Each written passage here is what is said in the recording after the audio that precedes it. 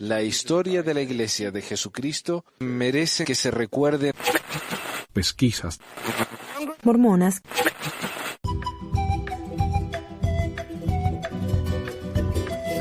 Hola mi gente, bienvenidos a otra edición de Pesquisas Mormonas, les habla Manuel. Voy a hablar hoy acerca de algo que me interesa a mí, como yo les digo una y otra vez, a mí me interesa mucho la historia de la iglesia.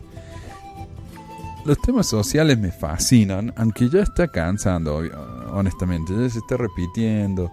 Todos los escándalos de la iglesia no sale de las noticias con las estupideces que hace, pero ya me está aburriendo. Y yo quiero volver a algo divertido. La semana pasada hablé acerca de cómo hay muchos mormones publicados en sitios oficiales mormones que hablan acerca de cómo se puede curar la homosexualidad y cosas así, ¿no?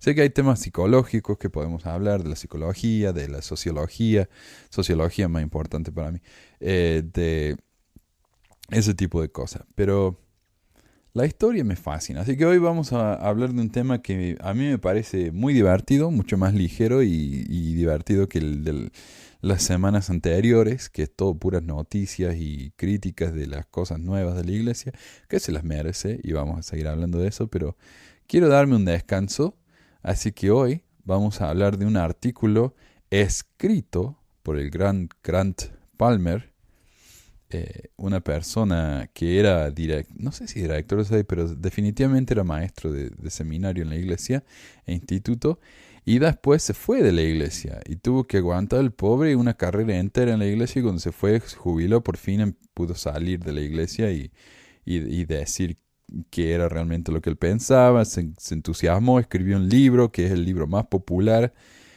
crítico de la iglesia, se llama Insider's View of Mormon Origins, o la perspectiva interna del origen de la iglesia mormona, que es en inglés, obviamente es el libro más popular entre la comunidad ex-mormona y que quiere realmente aprender acerca de cosas que no se enseñan en la capilla. Este hombre falleció hace el año pasado, creo, o este año, muy recientemente. Y este hombre estuvo en mi presentación que yo di acerca de la iglesia en Latinoamérica, así que fue un gran privilegio. Él y Sandra Tanner, realmente, con ellos dos solos ya me hubiera conformado. Pero este hombre escribió un artículo llamado Las acusaciones sexuales contra José Smith y los comienzos de la poligamia en Nauvoo. Así que digo, un tema muy divertido, muy entretenido para nosotros. Este artículo fue publicado por el maestro Gilmar y se puede encontrar en Libres de Fe Manipulada en libresdefe.blogspot.com. Los invito a que lean eso porque realmente es un gran sitio. Pero antes hablemos un poco acerca de las noticias rapidito. Realmente no estoy muy interesado en las noticias, como le digo, estoy medio aburrido ya. Pero hoy es la conferencia, así que tenemos que al menos mencionarlo. Mi suegra no me invitó a la conferencia por la primera vez en 15 años, así que esa es la primera noticia. Gracias a todos por las felicitaciones, gracias. Realmente una tortura ver la conferencia con mi suegra, pero ya está, se acabó. Las reuniones de la capilla, esa es la gran noticia, la gran revelación que ha presentado el gran profeta moderno, que para él es todo revelación. Este es el primer profeta en mucho tiempo que habla de revelaciones continuamente. Lo único que falta es que venga y que nos diga que Dios, su amigo Dios vino y le contó algo y esto es lo que le dijo, porque él es muy profético en sus palabras. Pero este profeta moderno nos ha dicho que Dios le dijo que ahora la capilla tiene que durar 2 horas. Por supuesto no Dios, dice que hubieron estudios, ellos hicieron programas pilotos en algunas capillas donde hicieron capillas por 2 horas por un par de años. Y a la gente le gusta, obviamente, porque a nadie le gusta ir a la iglesia. Primero que nada, y mucho menos por 3 horas. 3 horas. Ahora en vez de 3 horas va a ser 2. La reunión sacramental bajó de 70 minutos a 60. La segunda hora va a ser el primer domingo y el tercer domingo es la escuela dominical. El segundo domingo y el cuarto domingo va a ser el sacerdocio o la sociedad de socorro o las mujeres jóvenes o los hombres jóvenes. Y la tercera hora uno supuestamente tiene que ir a la casa y estudiar las escrituras individualmente o como familia. Porque los estudios que han hecho demuestran que eso es mucho más eficaz. Aunque no sé por qué les hace falta hacer estudios y programas pilotos cuando Dios le podría haber dicho directamente, cambien esto. Es la voluntad de Dios, ¿no? Y para los que no han estado en la iglesia mucho tiempo, yo les cuento que hace décadas, yo estoy en la iglesia hace 25 años y nunca lo vi, o sea, tiene que haber sido hace 30 años más. La capilla no era los domingos 3 horas, no, era una cosa de toda la semana. Uno iba los domingos a la reunión sacramental, otro día iba a la mutual, los hombres jóvenes, mujeres jóvenes, los padres iban a sus reuniones de la escuela dominical y eran días diferentes de la semana, era una cuestión de toda la semana, más el seminario, instituto, más las reuniones de obispado de los padres, de sociedad de socorro. Era una cosa de loco. Iban a la capilla casi todos los días. A eso lo redujeron a un día, a 3 horas, y ahora lo han reducido a 2 horas. Y algo similar pasó con los Garmin, porque los Garmin eran un enterito que iba del cuello hasta los tobillos y hasta las mangas de la camisa, y era una pieza con botones. Después lo fueron cambiando, ya pasaron de botones a cierre, después se convirtió en 2 piezas con mangas cortas, pantalones cortos, ahora cada vez son más cortos, más estilizados, tienen telas diferentes. Y yo he visto mujeres con mangas muy cortas, y yo sé que están usando Garmin porque se le ve un poquito, pero nada que ver, ¿eh? Nada que ver, las cosas han cambiado muchísimo para hacerlo más cómodo, cada vez más cómodo, porque a la gente no le gusta. Ellos se dan cuenta que a la gente eso lo pone incómodo y no les gusta y lo cambian. Otra cosa, han cambiado, vio que hace unas semanas cambiaron el tema este de que ya no quieren que a los mormones les digan mormones. Quieren que le digan santos los últimos días, o la iglesia de Jesucristo, o la iglesia, el evangelio restaurado, quiere que les digan. Entonces están empezando a cambiar ciertas cosas. Cuando uno va a mormon.org ya no dice nada de mormones, simplemente dice la iglesia de Jesucristo, pero hay una sección medio escondida que dice cómo es ser mormón, y todavía está eso. Pero más que nada han tratado de eliminar todo eso. Y el nombre del coro del tabernáculo mormón. El coro del tabernáculo mormón tiene más de 100 años, creería yo. A ver, déjame ver. Se fundó en 1847, o sea que acaba de cumplir 171 años. Después de 171 años, le han cambiado el nombre. De coro del tabernáculo mormón a coro del tabernáculo en la manzana del templo. Un poquito más largo.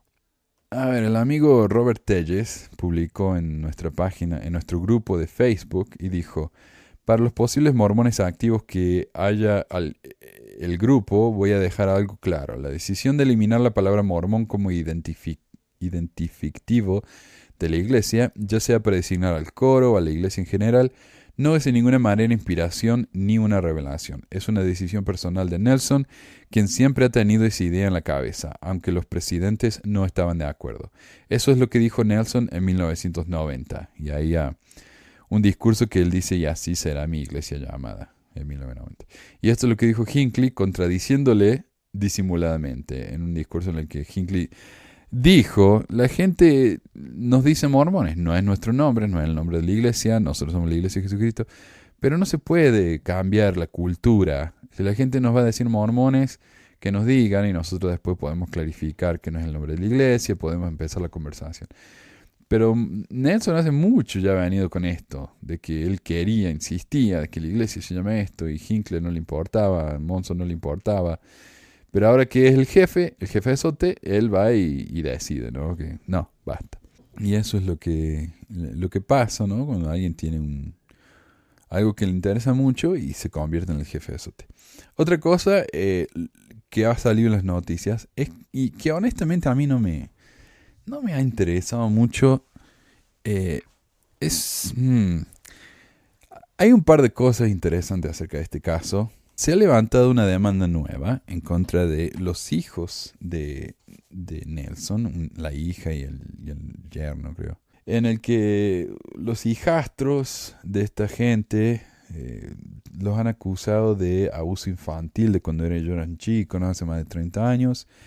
El abogado que ha levantado esta demanda es el mismo abogado de McKenna Denson, la víctima del señor Bishop. Así que para mí eso es serio. O sea, ese hombre yo lo tomo muy en serio.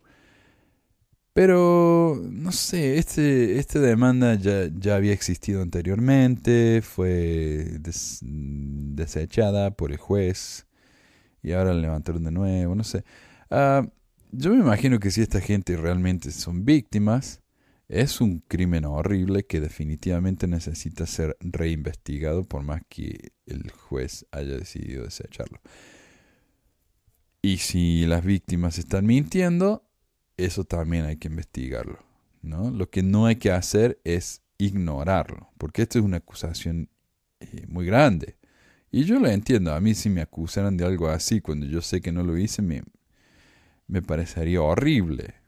Pero si yo sí lo hice y me acusan, también me parecería horrible y trataría de ignorarlo. Pero bueno, en cuanto tengamos más información, vamos a hablar más de eso. En este momento no tenemos mucha. Así que sin más, pasemos entonces al tema, que es lo que más me interesa. El tema del día. Acusaciones sexuales contra José Smith y los comienzos de la poligamia en Nauvoo. Durante las últimas décadas, muchos libros y artículos han sido publicados sobre varios aspectos de la poligamia de José Smith. En esta pieza se condensa ese corpus de material, confiando en que un público más amplio puede llegar a entender el comportamiento sexual de Smith durante su vida. El artículo analiza 1. Las influencias que pueden haber cambiado el pensamiento monógamo de Smith. 2. Las acusaciones sexuales presentadas desde 1827 hasta 1844. 3. Las modificaciones realizadas a sus prácticas sexuales en Nauvoo. 4. Los métodos que se utilizan para persuadir a las mujeres a aceptar sus propuestas en Nauvoo. 5. Las mujeres que probablemente tenían una relación sexual con él en Nauvoo. Y 6. Su comportamiento y los 10 mandamientos. Bueno, el señor Palmer es muy creyente, muy cristiano. Y su segundo libro fue acerca de Jesucristo y su fe en Cristo y todo eso. Una influencia religiosa importante sobre José Smith era su creencia en la restauración de todas las cosas, Hechos 3:21, que en su mente incluía la poligamia. Ellen Mar Kimball, hija del apóstol Heber C. Kimball y una de las esposas plurales de Smith, dijo que en la primavera de 1841 Smith se dirigió a un grupo y asombró a sus oyentes al predicar sobre la restauración de todas las cosas, y dijo que a medida que era practicada antiguamente por Abraham, Isaac y Jacob, lo sería de nuevo, etc. Parece muy poco probable, sin embargo, que Dios traería de vuelta o restauraría una antigua costumbre cultural que no era doctrinal. No hay evidencia en el Antiguo o Nuevo Testamento de que Dios ordenara o se dirigiera a cualquier profeta o rey para que practicara la poligamia. Era una cosa cultural practicada como una preferencia por algunos. Las relaciones personales dentro de las familias polígamas fueron difíciles y no muy exitosas en el Antiguo Testamento. Más importante aún, ninguno de los profetas del Antiguo o del Nuevo Testamento, incluyendo Jesús, dijo que la poligamia o la monogamia era necesaria para llegar a la gloria celestial. Por el contrario, José Smith enseñó: nadie puede rechazar este convenio, la poligamia, y entrar en mi gloria, porque todo el que reciba la plenitud de ella deberá cumplir la ley, y la cumplirá o será condenado, dice Dios el Señor. Una segunda influencia probablemente de José Smith fue la experimentación social y las ideas que fueron expresadas por algunos de sus contemporáneos. La primera mitad del siglo XIX en Estados Unidos fue un caldero de inventiva social y económica. La sociedad comunitaria de Ann Lee, los Shakers, y la filosofía de John Humphrey Noyes, el amor libre, son conocidas por los estadounidenses. Su comunidad Oneida en Nueva York enseñaba que las relaciones sexuales entre adultos que consienten no era pecado, incluso entre las personas casadas. El comportamiento sexual de Smith fue muy similar, como lo vamos a observar. Al igual que Ann Lee y John Humphrey Noyes, Smith llevó a cabo sus propias empresas económicas y sexuales. Sí, la empresa económica, ¿no? Como el banco que hizo y sus negocios y todo eso. Además de la ley de consagración y todo eso. En la siguiente cita, observe que algunos grupos perfeccionistas creían que los matrimonios realizados en la tierra eran válidos por la eternidad, y que Robert Matthews se reivindica el poder de disolver los matrimonios de otras personas. El historiador Richard Van Wagoner resumió: en la década de 1830, otro grupo de santos surgió de la agitación social en Nueva York. Los discípulos de los predicadores evangelistas Erasmus Stone, Hiram Sheldon y Jarvis Ryder. Afirmaron que eran perfectos y que ya no podían pecar. Se hicieron conocidos como perfeccionistas. Como dice parte de su doctrina, todos los arreglos para una vida celestial se pueden hacer en la tierra. Las amistades espirituales pueden formarse y se pueden contratar vínculos espirituales válidos para la eternidad. Otro practicante del esposismo espiritual fue Robert Matthews, alias el profeta Matías. Matthew anunció que no todos los matrimonios realizados por él mismo y de acuerdo con su doctrina eran del demonio, y que había llegado a establecer una comunidad de bienes y a esposas. En 1833, Matthews convenció a 2 de sus seguidores que como pecadores no estaban unidos adecuadamente. Afirmó tener poder para disolver el matrimonio, tomó a la mujer como esposa para sí misma, profetizó que iba a convertirse en la madre de una generación espiritual y le prometió ser el padre de su primer hijo espiritual. Después de una breve pena de prisión, Matthews se presentó en la puerta de Joseph Smith en Kirkland como Joshua, el ministro judío. No se sabe si Noyes, los perfeccionistas o Robert Matthews fueron influenciados por Smith o influenciaron a Smith. Sin embargo, 4 meses después de la visita de Matthews, el 3 de abril de 1836, él, Smith y Oliver Cowdery reivindicaron los mismos privilegios y poderes de los perfeccionistas y Robert Matthews. Aunque en 1832 José Smith ya estaba enseñando acerca de estas cosas, como el mismo ensayo de la iglesia lo dice, y como lo mencionamos en el programa sobre el cara a cara con el Elder Cook. La escritura de la iglesia, Doctrina y Convenio 110, 1 y 13 al 16, nos informa que percibían experiencias en sus mentes. El velo fue retirado de nuestras mentes y los ojos de nuestros entendimientos fueron abiertos, por lo que también fue recibida una segunda visión en esa época, en la que apareció Elías de pie ante ellos, otorgándoles las llaves, lo que significaba que tal como las reivindicaciones de los perfeccionistas y Matthews, cualquier cosa que Smith sellara o desatara en la tierra o en el cielo, era aprobado por Dios, porque dichas llaves se entregan en vuestras manos. Más tarde observaremos cómo Smith utilizó este poderoso instrumento entre los miembros de la iglesia y en su propia vida, pero por ahora vamos a discutir brevemente algunas de las acusaciones sexuales presentadas contra él en Nueva York, Pensilvania, Ohio, Missouri e Illinois, antes de que éste estableciera la poligamia en 1841 en Nauvoo. Se sabe cada vez más entre los miembros de la Iglesia de Jesucristo de los Santos de los Últimos Días y la Comunidad de Cristo que José Smith Jr. practicó la poligamia a partir de su primer matrimonio polígamo que se ha documentado con Louisa Beeman el 5 de abril de 1841. Sin embargo, antes de ese primer matrimonio plural y después, por lo que por lo general es desconocido, fue acusado de conducta sexual ilícita con un número de mujeres desde 1827 hasta su muerte en 1844. Antes de 1827 no existen casos concretos de Smith siendo acusado de hacer avances sexuales no deseados a mujeres. En su historia oficial hizo informar que durante su juventud me vi sujeto a toda especie de tentaciones y juntándome con toda clase de personas. Frecuentemente cometía muchas imprudencias y manifestaba las debilidades de la juventud y las flaquezas de la naturaleza humana, lo cual me da pena decirlo, me condujo a diversas tentaciones ofensivas a la vista de Dios. ¿Podría ser que la frase cometía muchas imprudencias y manifestaba las debilidades de la juventud y las flaquezas de la naturaleza humana se refería a encuentros sexuales con mujeres? La declaración de Smith puede estar refiriéndose a las muchas reuniones que a menudo corría, cada vez que la ocasión me lo permitía, dijo en José Smith Historia 1:8. Ciertamente se involucró en avivamientos de la época, lo que lo llevó a juntarse con toda clase de personas, según sus propias palabras. En dichas reuniones asistían creyentes serios, burladores, amantes de la adrenalina, bebedores, hasta prostitutas. Los avivamientos eran conocidos por ser camas calientes de oportunidades sexuales, especialmente cuando las mujeres comenzaban a desmayarse y a caer al suelo inconscientes de su decoro.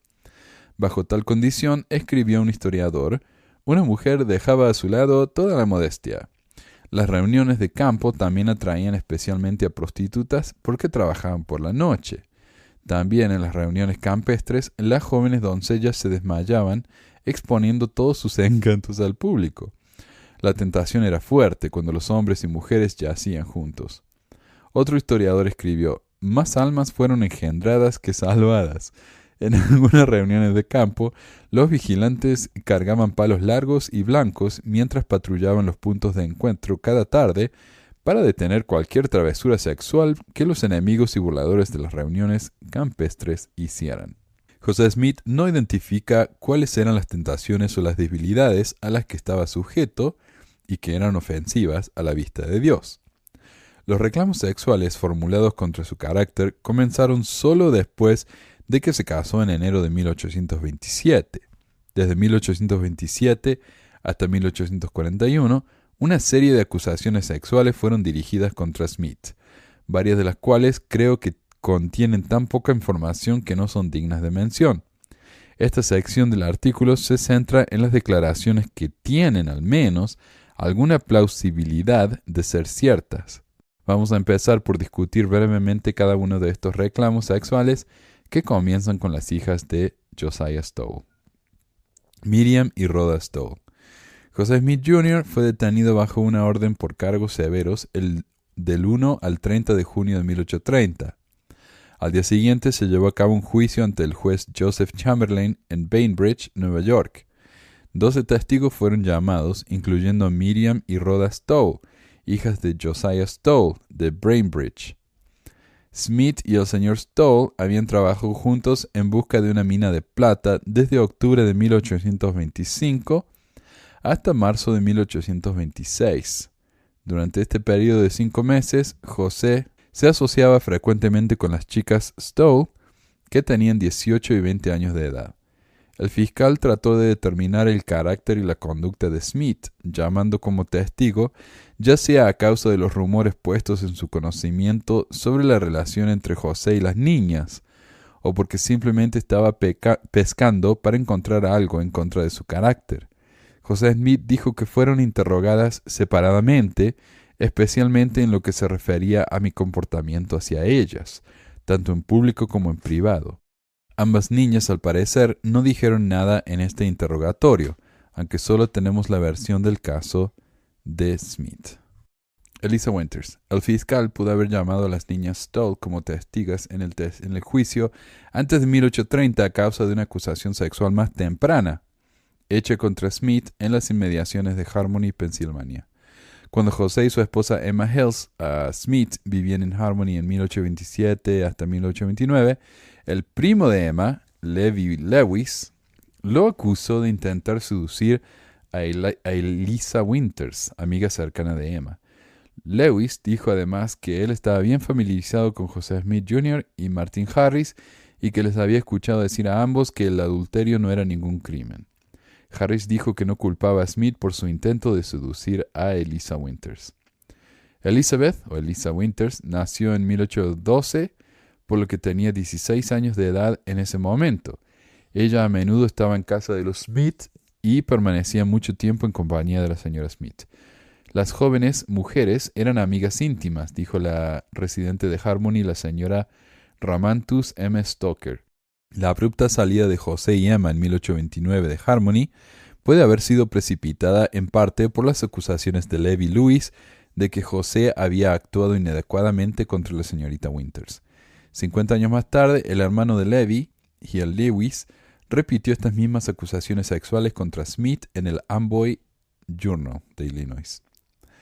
Marinda Nancy Johnson.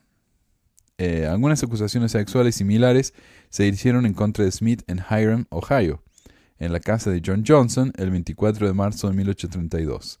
José y Emma estaban viviendo con la familia de Johnson en ese momento. Luke Johnson, quien fue designado miembro del primer quórum de los 12 apóstoles en 1835, también un hermano de Marinda, escribió: «Mientras que José aún estaba con mi padre, una turba de 40 o 50 llegaron a su casa. Unos pocos entraron en su habitación en medio de la noche y Carnon Mason arrastró a José desde la cama por el pelo de la cabeza. Otro pelo había dolido mucho, me parece. A continuación fue capturado por tantos como pudieron asirlo y lo llevaron alrededor de 40 varas de la casa, tendidos sobre una tabla, y lo trataron de la manera más insultante y brutal. Le arrancaron la ropa de noche que tenía puesta con el propósito de castrarlo, y estaba el doctor Denison allí para realizar la operación, pero cuando el doctor vio al profeta desnudo y tendido en la tabla, su corazón le falló y se negó a operarlo. Al intentar forzarlo a que abriera las mandíbulas, la multitud rompió uno de sus dientes frontales para verter un frasco de alguna droga desagradable, agua fuerte o un veneno, en su boca.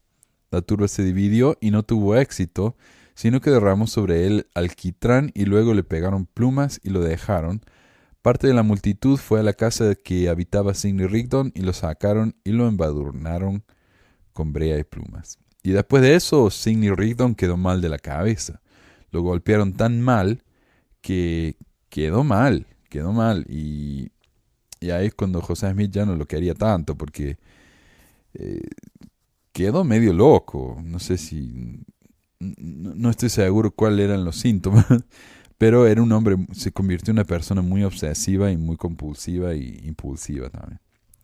Las personas identificadas como parte de este ataque, además de Mason y el Dr. Denison, incluían a Simon Ryder, Warren Waste, Jacob Scott, un hombre llamado Fuller y Eli Johnson. Muchos de estos hombres habían apostatado recientemente de la iglesia. Simon Ryder dijo que la acción de un populacho el 24 de marzo se produjo porque una parcela de propiedad de ellos les fue quitada y puesta bajo el control de Smith. Eli Johnson fue más específico. Estaba preocupado porque Smith y Rigdon le estaban instando a su hermano John Johnson que dejara que ellos tuvieran su propiedad, y que estaba furioso porque sospechaban que José tenía intimidad con su hermana. En realidad, ella era su sobrina de 16 años de edad, Nancy Marinda Johnson, y estaba gritando para que castraran a José. El comportamiento sexual no solicitado pudo haber sido la razón inmediata. El ataque tuvo lugar en medio de la noche, lo que sugiere un crimen que suscitaría una acción rápida. Recuerde que la operación fue planeada de antemano al ataque debido a la adquisición de los servicios del Dr. Denison, lo que sugiere que pudo haberse cometido con un crimen pasional. Es necesario tener más información. Claro, ¿para qué traer a un doctor que estaba hablando acerca de una operación si no tenían ya planeado castrarlo de antemano? Y la castración era un castigo por depravaciones sexuales, ¿verdad? Vienna Jacks. Los rumores sobre el comportamiento sexual de Smith se multiplicaron en Kirkland, Ohio, desde 1832 a 1835. Benjamin Winchester, un amigo cercano del profeta, dijo que las acusaciones de Kirkland del escándalo y conducta licenciosa contra él fueron discutidas especialmente entre las mujeres. El nombre de José estaba conectado con las relaciones escandalosas en 2 o 3 familias. Además, a Marinda Nancy Johnson, Winchester también puede estar refiriéndose a Vienna Jacks, una señorita Hill y Fanny Alger durante este periodo de 4 años. Mientras Vienna Jacks vivía en Kirkland en 1833, una señora Alexander cita a Polly Beswick diciendo: "Se ha corroborado, Joe Smith dijo que tuvo una relación de acostarse con Vienna Jacks, quien vivió con su familia. Polly me dijo que Emma, la esposa de José, le dijo que José se levantaba en medio de la noche e iba a la cama de Vienna. Polly dijo que Emma estaba seria, inquieta y regañando y estaba enfadado y explotada. Joe se encerraba en una habitación y oraba por una revelación. Cuando salía afirmaba que había recibido una y se le contaba y que hacía todo lo justo". ¿Y a vos qué te parece, Alexa? Qué cochino. Yo sé, ¿no? Martin Harris, al recordar un tercer incidente del período temprano de Kirkland, dijo: "En o alrededor del año 1833, la criada de José, una señorita Hill, Hill, afirmó que el profeta le había hecho propuestas indebidas a ella, lo que creó un gran rumoreo entre la gente. Cuando Smith llegó a pedirle consejo, Harris, suponiendo que no era cierta la historia, le dijo que no hiciera caso de la señorita, que estaba llena del espíritu del diablo y quería destruir al profeta de Dios. Pero de acuerdo con Harris, Smith reconoció que había más verdad que la poesía en lo que dijo la chica. Acto seguido, Harris dijo que no tendría nada que ver con el asunto y que Smith tendría que salir del asunto de la mejor manera que pudiera. William M. McMillan, un ex apóstol mormón, se refiere a los detalles de este incidente, incluyendo el cómo José resolvió el asunto con Emma. Al escribir a su hijo mayor, Joseph Smith III, en 1861, McClellan dijo: su madre, si se siente dispuesta, le puede dar un catálogo bastante negro de los hechos que se remontan por la época de su nacimiento. En una carta de 1872, McClellan comenzó con el incidente de la señora Hill. Visité a su madre y familia en 1847, 28 de agosto, y sostuve una larga conversación con ella, retirados de la mansión de Nauvoo. Yo no le pedí que me dijera, pero yo le conté algunas historias que había escuchado, y ella me dijo que me habían informado adecuadamente. El señor Frederick G. Williams, miembro de la primera presidencia de la iglesia durante el incidente con la señorita Hill, practicaba medicina conmigo en Clay County, Missouri, durante la última parte de 1838, y él me dijo que en su nacimiento, el 6 de noviembre de 1832, su padre cometió un acto con una chica Hill empleada en su casa. Emma lo vio y habló con él. Este desistió, pero la señora Smith se negó a quedarse satisfecha. Smith llamó al Dr. Williams y a otros para conciliarse con Emma, pero ella les contó igualmente las circunstancias que se llevaron a cabo. Se dio cuenta que había sido sorprendido, confesó humildemente y le pidió perdón. Emma y todos lo perdonaron. Ella me dijo que esta historia era verdad. Fanny Alger. Un cuarto incidente en Kirtland se produjo en 1835 con Fanny Alger, de 19 años de edad, una de los 10 hijos de los miembros de la iglesia, Samuel y Clarissa Alger. McClellan contó su relato a José Smith III. José Smith III es el hijo de José Smith, que fue el primer profeta de la Comunidad de Cristo, la iglesia reorganizada. Una vez más, que la reorganizada no es la de los polígamos, esa es la fundamentalista. La reorganizada es la que se separó de los brigamitas porque ellos no querían practicar la poligamia. Continuemos. Una vez más, le dije a Emma: he oído que una noche se perdieron José y Fanny Alger. Ella al establo y él y Fanny se vieron en el granero a solas. Emma miró por una rendija y vio la transacción. Ella me dijo que esta historia también era cierta. Presidente auxiliar Oliver Cowdery dijo que se enteró de este incidente a través del mismo Joe Smith o José Smith y que José le había confiado que se lo había confesado a Emma en busca de su perdón. Fanny Alger y su familia salieron de Kirtland en septiembre de 1836 y se trasladaron a Dublín, Indiana, donde ella se casó con el no mormón Salomón Custer poco después, el 16 de noviembre de 1836. O sea, Fanny ya no dejó la iglesia después de casarse con José. José Smith, bueno, aunque no estaban casados legalmente, ¿no? Pero me entienden. José Smith nunca vio a Fanny Alger de nuevo. Benjamin F. Johnson diría que más tarde que el incidente con Alger era una de las causas de la apostasía y ruptura en Kirtland, aunque en el momento hubo poco escrutinio público sobre el tema. Oliver Cowdery fue probablemente el primero en hablar abiertamente sobre el asunto de Alger. En noviembre de 1837 insinuó que José Smith hijo era culpable de adulterio, en una conversación con George W. Harris y en otra ocasión con el apóstol David W. Patten. En una carta a su hermano Warren Cowdery, el 21 de enero de 1838, Oliver fue más directo.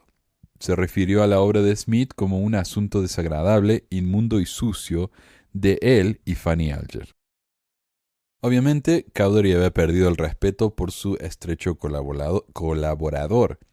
El 12 de abril de 1838, Oliver fue excomulgado con 9 cargos mencionados, siendo el segundo de tratar de destruir el carácter del presidente José Smith Jr. al insinuar falsamente que era culpable de adulterio. O sea, trataron de acallarlo, tratando de decir que estaba mintiendo, y luego todos supimos, nos enteramos, incluso la iglesia lo admite, de que sí, José estaba casado con o bueno, supuestamente casado con Fanny Alger. Entonces, ¿en qué quedamos? Lo que no reconocen entonces es que en este caso el profeta, el gran profeta, mintió. Mintió para proteger su imagen. Y eso lo ignoramos. Varios estudiosos mormones han afirmado que Fanny Alger fue la primera esposa polígama de José. Sin embargo, para poder hacer el caso, tienen que explicar de manera convincente los siguientes problemas. 1. No existe una ceremonia de matrimonio, sellamiento o un registro de la ordenanza. 2. No hubo un testigo presente. 3. No hay ningún texto de una revelación que autorice el matrimonio polígamo. José Smith pudo haber hablado de la poligamia en Kirtland, pero no hay evidencia de que la practicara el 5 de abril de 1841 en Nauvoo. Y yo creo que se refiere a 1831. La Iglesia Sud cree que José Smith recibió las llaves de sellar parejas por la eternidad el 3 de abril de 1836, no antes. Y él con Fanny se casó 5 años antes. Alger dejó el estado y rápidamente rechazó el consejo al casarse con un no mormón, algo que no esperaría de una esposa plural. Y claro, estos son problemas porque después de que lo encontraron a José en el granero con Fanny, él dijo, no, pero nosotros estábamos casados. No es adulterio, porque estábamos casados. Sí, pero nadie se había enterado de ese casamiento, mucho menos Emma. Nadie sabía de una revelación acerca del matrimonio plural. No hay ninguna revelación, no hay ninguna ceremonia. ¿Cuándo se casaron? ¿Cómo? ¿Con quién? ¿Quién los casó? No hay nada de eso. Entonces esto, obviamente, fue adulterio. Lucinda Harris. Lucinda y su marido George W. Harris se mudaron a Far West, Missouri, alrededor de 1837. En marzo de 1838, José y Emma se mudaron con los Harris y se quedaron con ellos hasta mayo. Sarah Pratt, esposa del apóstol Orson Pratt, en ese momento dijo después de su amiga Lucinda: la señora Harris era una mujer casada, una muy buena amiga mía. Cuando José hubo hecho su vil intento conmigo, fui con la señora Harris para desahogar mi dolor con ella. Para mi gran asombro me dijo, riendo a carcajadas, «Oh, insensata, no veo nada tan horrible en ella, porque yo soy su amante desde hace 4 años». Ah, claro, esto fue cuando Orson Pratt se lo mandaron a la misión y José se quiso casar con la esposa, Sarah. Para eso lo mandó a la misión, se dice, ¿no? A ver si cuando estaba lejos la esposa lo aceptaba a él. Entonces, Sarah Pratt le contó horrorizada a Harris que el profeta se le quería levantar y la señora Harris dijo, ay, no es tan malo, a mí también me lo hizo. No hay evidencia de un matrimonio o sellamiento plural antes de la ceremonia con Louisa Binman el 5 de abril de 1841. En ningún momento después de esta fecha Lucinda pudo haber sido sellada a Smith como esposa plural. Claro, Lucinda también supuestamente se casó con José Smith antes de que José Smith recibiera su revelación del matrimonio plural. Entonces, ¿era un matrimonio o era adulterio? Sarah Pratt, volviendo al tema. En algún momento a finales de 1840 o comienzos de 1841, Sarah Pratt dijo que José Smith le hizo proposiciones en 2 ocasiones. Pero a diferencia de Lucinda Harris, ella lo rechazó. Sarah Smith informó diciendo, hermana Pratt, el Señor le ha dado a mí como una de mis esposas espirituales, algo así como una concubina o una mujer para la noche, ¿no? Esposa espiritual. El término como era conocido en esa época. Me ha sido concedida la bendición de Jacob, tal como Dios le concedió a los hombres santos de la antigüedad, y como la he visto con mucho favor y un sincero deseo de felicidad conyugal, espero que no vaya a rechazarme o negarme. Esta no es una oferta de matrimonio. Años más tarde, Sarah Pratt describe el modus operandi que José Smith utilizó con ella y varias otras mujeres. José no pensó en una ceremonia de unión o sellamiento durante muchos años. Él le solía declarar a sus posibles víctimas lo mismo que a mí. A Dios no le importa si pasamos un buen momento, siempre y cuando otras personas no se enteren. Solo vino a introducir una ceremonia de matrimonio cuando descubrió que no podría conseguir a ciertas mujeres sin tal ceremonia. Creo que Louisa Binman fue el primer caso de este tipo.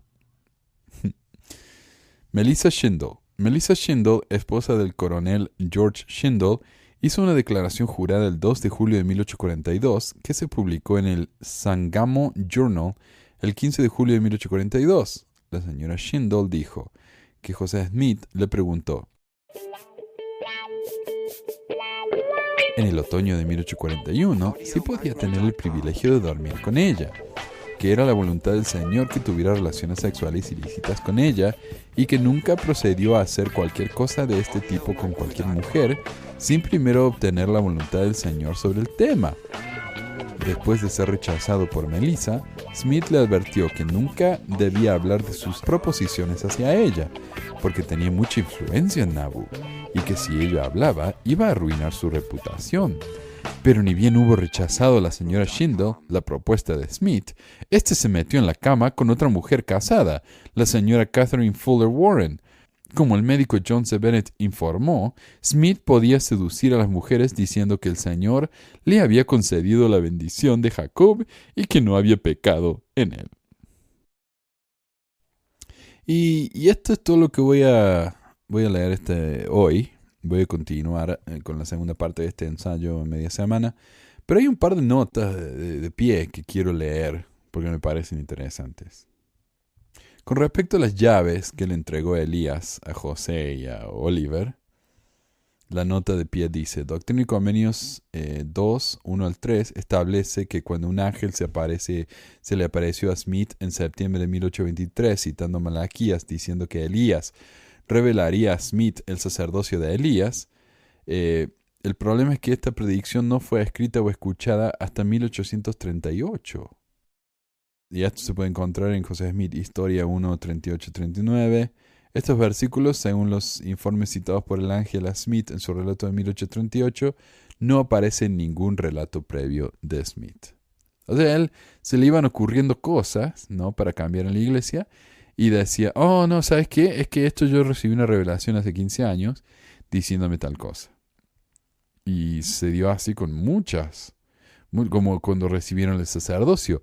¿Por qué no le dijo a nadie? Pasaron décadas antes de que José y Oliver Cowdery le contaran a alguien que habían recibido el sacerdocio. Interesante, ¿no? Con respecto a la cita de José, en la que confiesa de que él cometió muchos errores, aclara aquí que en el Times and Seasons, volumen 3, número 11, 1842, se añadieron las siguientes palabras después de la publicación de la confesión de José de que había hecho cosas malas. Y dice, esta confesión no es motivo para que se me juzgue culpable de cometer pecados graves o malos, porque jamás hubo en mi naturaleza la disposición para hacer tal cosa. Pero sí fui culpable de levedad, y en ocasiones me asociaba con compañeros joviales, etc., cosa que no correspondía con la conducta que había de guardar uno, que había sido llamado por Dios como yo. Mas esto no le parecerá muy extraño a cualquiera que se acuerde de mi juventud y conozca mi jovial temperamento natural. Claro, esa aclaración la debe haber escrito después, cuando la gente empezó a hablar de los rumores, ¿no?, de las cosas que hizo él como joven. Con respecto a la conversación entre José Smith y Martin Harris, de que el adulterio no era ningún pecado grave, antes de 1829, Lucy Harris, la esposa de Martin, dijo que la conducta de su marido con una tal señora Haggard pasó la mayor parte de sus horas de ocio con la señora Haggard e hizo sus regalos de artículos de la tienda y de nuestra casa. Se llevó estos presentes de manera privada y siempre que iba allí, fingía que iba donde algunos de los vecinos a hacer alguna diligencia o al campo. Después de estar fuera de la vista de la casa, tomaba un camino recto hacia la casa de Haggard, especialmente si el señor Haggard estaba fuera de la casa. A veces, cuando Haggard salía de la casa, iba hasta allí de la manera antes descrita y permanecía hasta las 12 o la 1 en punto de la noche y a veces hasta la luz del día. Esto es una declaración jurada de Lucy Harris el 1 de diciembre de 1833. Algo más que también voy a hacer es la revista del Mormon Interpreter, que es un supuesto diario académico de apologismo mormón, le responde a este ensayo. Así que el próximo episodio voy a leer el final de este ensayo y después voy a hablar acerca de la crítica de los apologistas a este ensayo del señor Palmer. Porque me parece justo, ¿verdad? y vamos a ver qué tal son esas críticas y si se merecen lo que dicen de vuelta. Pero bueno, eso es todo por ahora y nos vemos en unos días nomás. Hasta la próxima. Adiós.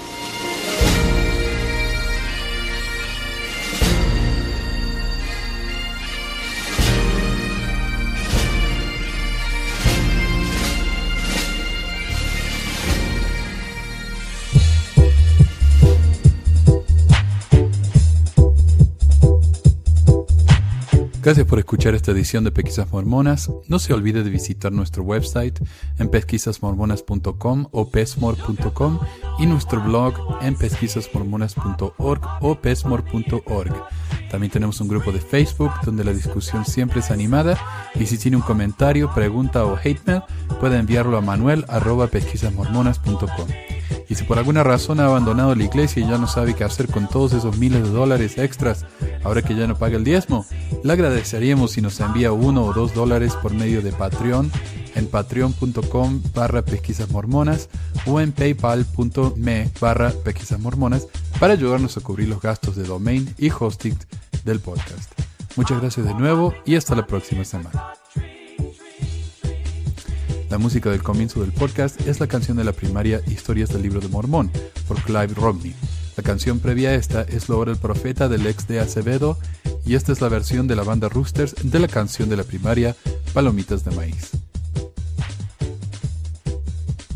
¿Por qué ayudar a pesquisas mormonas para que mi papá pueda parar los websites del podcast y de los videos? Gracias.